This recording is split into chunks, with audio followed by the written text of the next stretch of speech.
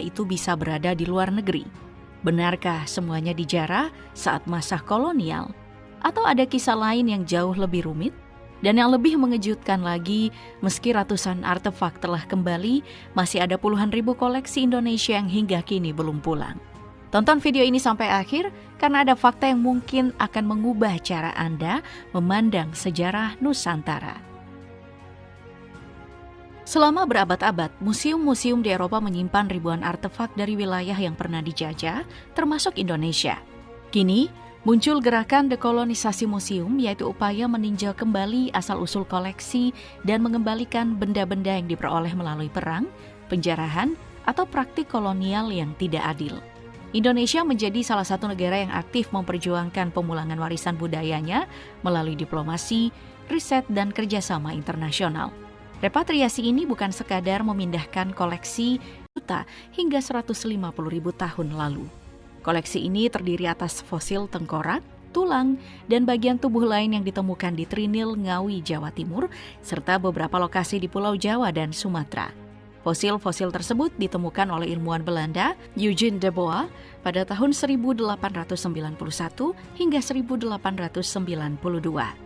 Namun karena saat itu Indonesia masih berada di bawah pemerintahan kolonial Hindia Belanda, seluruh temuannya dibawa ke Belanda dan selama lebih dari 130 tahun menjadi koleksi utama Naturalis Biodiversity Center di Leiden.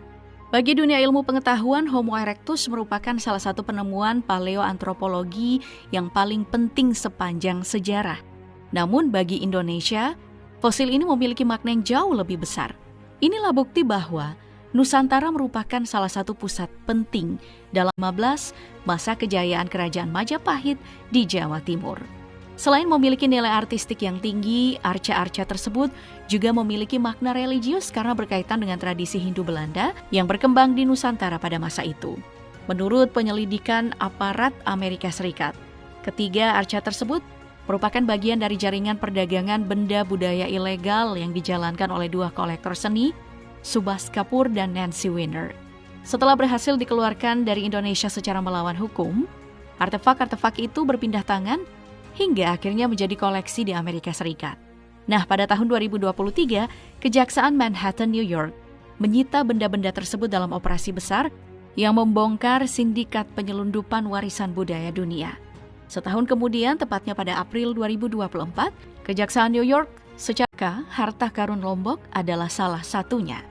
Koleksi ini bukan sekadar benda mewah dari masa kerajaan, tetapi saksi bisu dari konflik berdarah antara Kerajaan Mataram Cakranegara di Lombok dan pemerintah kolonial Hindia Belanda pada akhir abad ke-19.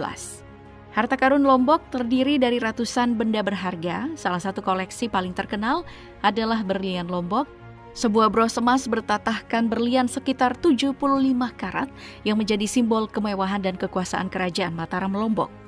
Benda-benda tersebut berasal dari Puri Cakranegara, pusat kekuasaan Kerajaan Mataram di Lombok, yang saat itu memiliki hubungan erat dengan budaya Bali. Namun pada tahun 1800, tragedi laut dan perjalanan panjang sebuah warisan budaya, hingga akhirnya kembali ke Indonesia. Inilah kisah 333 artefak keramik dari kapal Tek Sing, koleksi bersejarah yang berhasil dipulangkan dari Australia. Keramik-keramik ini berasal dari kapal Tek Sing, sebuah kapal dagang besar asal Tiongkok yang tenggelam pada tahun 1822 di perairan Bangka, Belitung. Kapal tersebut membawa ratusan ribu barang dagang, terutama keramik porselen yang diproduksi di Dehua, Provinsi Fujian, Tiongkok, salah satu pusat pembuatan keramik terkenal di dunia.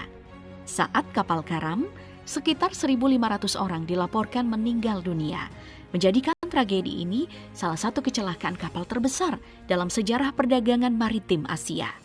Selama lebih dari 1 abad, bangkai ilegal artefak budaya.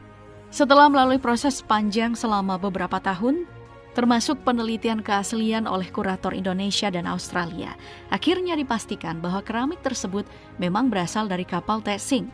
Pada Agustus 2022, pemerintah Australia secara resmi menyerahkan 333 keramik antik kepada Indonesia. Perjalanan pemulangan warisan budaya Indonesia terus berlanjut. Salah satu babak terbaru terjadi ketika Belanda kembali menyerahkan 68 artefak bersejarah Indonesia pada Desember 2024, menambah daftar panjang koleksi yang dipulangkan setelah sebelumnya berada selama puluhan tahun bahkan ratusan tahun di negeri tersebut. Pada Desember 2024, menambah daftar panjang koleksi yang dipulangkan setelah sebelumnya berada selama puluhan tahun bahkan ratusan tahun di negeri tersebut. Artefak-artefak ini merupakan bagian dari koleksi kolonial yang berasal dari berbagai wilayah Nusantara. Benda-benda tersebut mencakup berbagai jenis peninggalan budaya, mulai dari senjata tradisional, benda kerajaan, artefak keagamaan, hingga koleksi etnografi yang memiliki kaitan dengan kehidupan masyarakat Indonesia di masa lalu. Materialnya pun beragam, mulai dari logam, kayu, batu, hingga kain tradisional dengan usia yang mencapai ratusan tahun. Namun, perjalanan repatriasi artefak Indonesia masih jauh dari kata selesai. Di balik ratusan benda bersejarah yang telah kembali, masih ada puluhan ribu koleksi Nusantara yang tersimpan di museum asing maupun berada di tangan kolektor swasta. Diperkirakan museum seperti Rijksmuseum yang sama. Belanda mulai membuka ruang dialog dan pengembalian koleksi kolonial. Tetapi negara seperti Inggris, Belgia, dan Jerman masih menjadi tantangan besar. Inggris misalnya masih menahan sejumlah benda penting seperti manuskrip Keraton Yogyakarta, hasil peristiwa Geger Sepehi tahun 1812 dan prasasti Sangguran. Sementara beberapa negara Eropa masih mempertahankan argumen bahwa koleksi tersebut diperoleh secara sah pada masa lalu. Di sisi lain, Indonesia juga menghadapi tantangan baru, memastikan museum lokal mampu merawat,